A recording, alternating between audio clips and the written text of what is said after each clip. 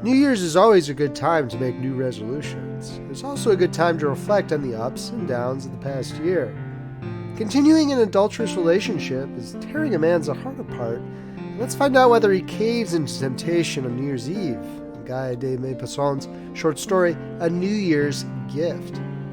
I hope that you'll enjoy this classically French tale of romance, and Happy New Year's. If you're enjoying this reading from Friendly Frog Press, please make sure to subscribe and hit that like button. A New Year's Gift by Guy De Maupassant. Narrated by Beauheart.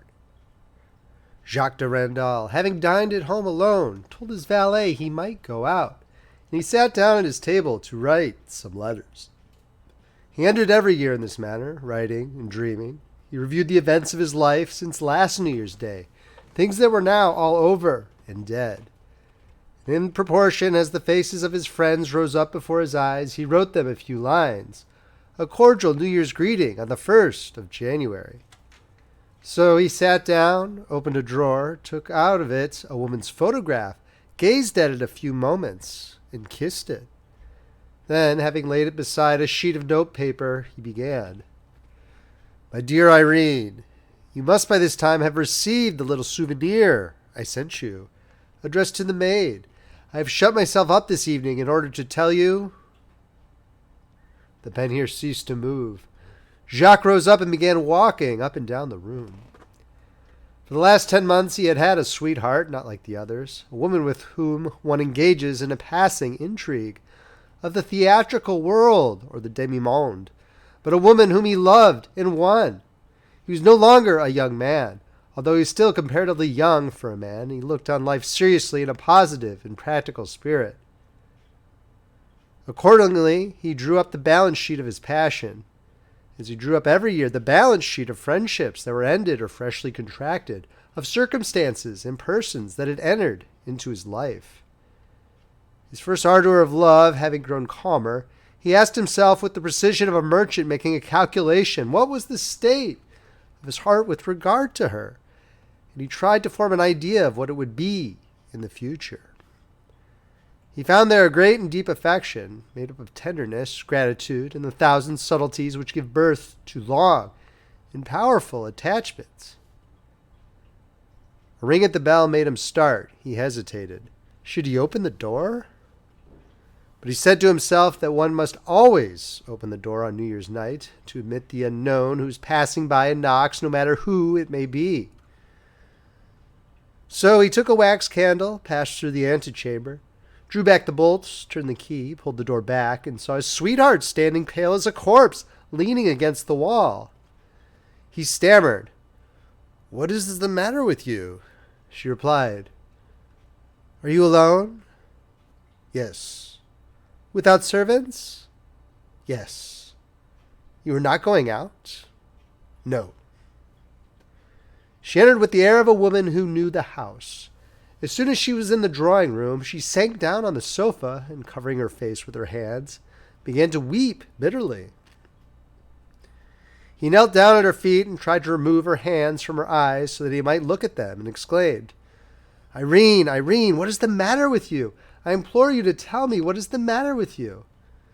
And amid her sobs she murmured, I can no longer live like this. Live like this? What do you mean? Yes, I can no longer live like this. I've endured so much. He struck me this afternoon.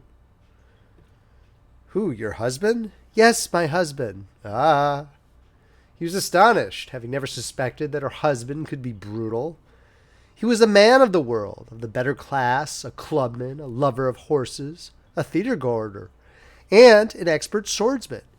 He was known, talked about, appreciated everywhere, having very courteous manners, very mediocre intellect, an absence of education and of the real culture needed in order to think like all well-bred people, and finally a respect for conventionalities. He appeared to devote himself to his wife, as a man ought to do in the case of wealthy and well-bred people. He displayed enough of anxiety about her wishes, her health, her dresses, and beyond that left her perfectly free. Randall, having become Irene's friend, had a right to the affectionate handclasp which every husband endowed with good manners owes to his wife's intimate acquaintance. Then when Jacques, after having been for some time the friend, became the lover, his relations with the husband were more cordial, as is fitting. Jacques had never dreamed that there were storms in this household, and he was bewildered at this unexpected revelation. He asked, "How did it happen? Tell me." Thereupon she related a long story, the entire history of her life since the day of her marriage, the first disagreement arising out of a mere nothing, then becoming accentuated at every new difference of opinion between two dissimilar dispositions. Then came quarrels, a complete separation, not apparent but real. Next, her husband showed himself aggressive, suspicious, violent. Now he was jealous of Jacques. That very day after a scene, he had struck her. She added with decision, "I will not go back to him. Do with me what you like." Jacques sat down opposite to her, their knees touching. He took her hands. "My dear love, you're going to commit a gross and irreparable folly. If you want to leave your husband, put him in the wrong, so that your position as a woman of the world may be saved." She asked, as she looked at him uneasily, "Then what do you advise me?" "To go back home, and to put up with your life there, till the day when you can obtain either a separation or a divorce, with the honors of war." "Is not this thing which you advise me to do a little cowardly?" "No, it is wise and sensible. You have a high position, a reputation to protect, friends to preserve, and relations to deal with. You must not lose all these through a mere caprice." She rose up and said with violence, "Well, no, I cannot stand it any longer. It is at an end, it is at an end." Then, placing her two hands on her lover's shoulder and looking him straight in the face, she asked, "Do you love me?" "Yes." "Really and truly?" "Yes." "Then take care of me," he exclaimed. "Take care of you? In my own house? Here? Why, are you mad? It would mean losing you forever, losing you beyond hope of recall. You are mad." She replied slowly and seriously, like a woman who feels the weight of her words. "Listen, Jacques. He has forbidden me to see you again, and I will not play this comedy of coming secretly to your house. You must either lose me or take me." "My dear Irene, in that case obtain your divorce, and I will marry you." "Yes, you will marry me in 2 years at the soonest. Yours is a patient love." "Look here, reflect. If you remain here, he'll come tomorrow to take you away, seeing that he is your husband, seeing that he is right and law on his side."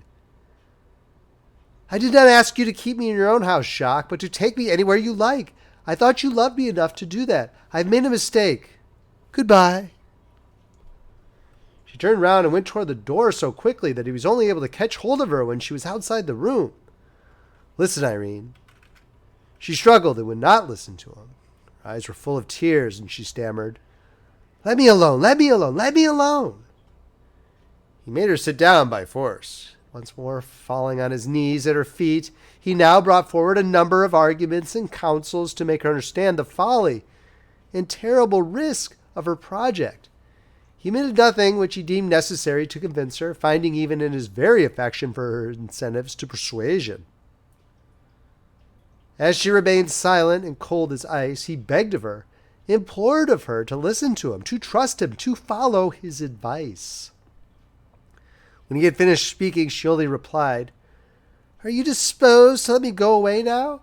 Take away your hands so that I may rise to my feet." "Look here, Irene. Will you let me go? Irene, is your resolution irrevocable? Will you let me go? Tell me only whether this resolution, this mad resolution of yours, which you will bitterly regret, is irrevocable."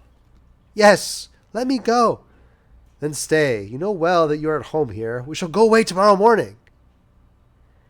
She rose to her feet in spite of him and said in a hard tone, "No, it is too late. I do not want sacrifice. I do not want devotion.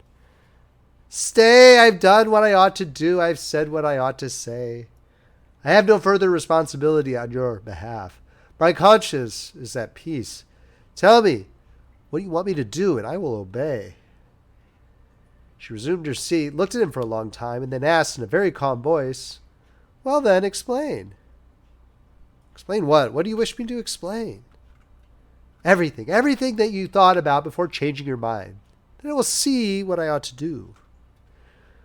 "But I thought about nothing at all. I had to warn you that you were going to commit an act of folly. You persist, and I ask to share in this act of folly, and I even insist on it. It's not natural to change one's mind so quickly. Listen, my dear love. It's not a question here of sacrifice or devotion. On the day when I realized that I loved you, I said to myself what every lover ought to say to himself in the same case. The man who loves a woman, who makes an effort to win her, who gets her and who takes her, enters into a sacred contract with himself and with her. That is, of course, in dealing with a woman like you, not a woman with a fickle heart and easily impressed. Marriage, which has a great social value, a great legal value, possesses in my eyes only a very slight moral value, taking into account the conditions under which it generally takes place. Therefore, when a woman, united by this lawful bond, but having no attachment to her husband, whom she cannot love, a woman whose heart is free, meets a man whom she cares for and gives herself to him, when a man who has no other tie takes a woman in this way, I say that they pledge themselves toward each other by this mutual and free agreement, much more than by the yes uttered in the presence of the mayor. I say that if they are both honorable persons, their union must be more intimate, more real, more wholesome, and if all the sacraments had consecrated it. This woman risks everything. And it is exactly because she knows it, because she gives everything, her heart, her body, her soul, her honor, her life, because she has foreseen all miseries, all dangers, all catastrophes, because she dares to do a bold act, an intrepid act, because she is prepared, determined to brave everything, her husband who might kill her, and society which may cast her out. This is why she is worthy of respect in the midst of her conjugal infidelity. This is why her lover, in taking her, should also foresee everything and prefer her to everyone else, whatever may happen. I have nothing more to say. I spoke in the beginning like a sensible man, whose duty it was to warn you. Now I am only a man who loves you, command, and I obey." Radiant, she closed his mouth with a kiss and said in a low tone, "It is not true, darling. There's nothing the matter. My husband does not suspect anything. But I wanted to know what you would do. I wished for a New Year's gift, the gift of your heart, another gift besides the necklace you sent me. You've given it to me. Thanks. Thanks. God be thanked for the happiness you have given me." End of story. If you enjoyed this reading, please make sure to subscribe, hit that like button, and check out friendlyfrogpress.com, where you can see where our collection of eBooks, paperbacks, and audiobooks are available. Friendly Frog Press, where the classics come alive. This is Paul Beauheart, signing off.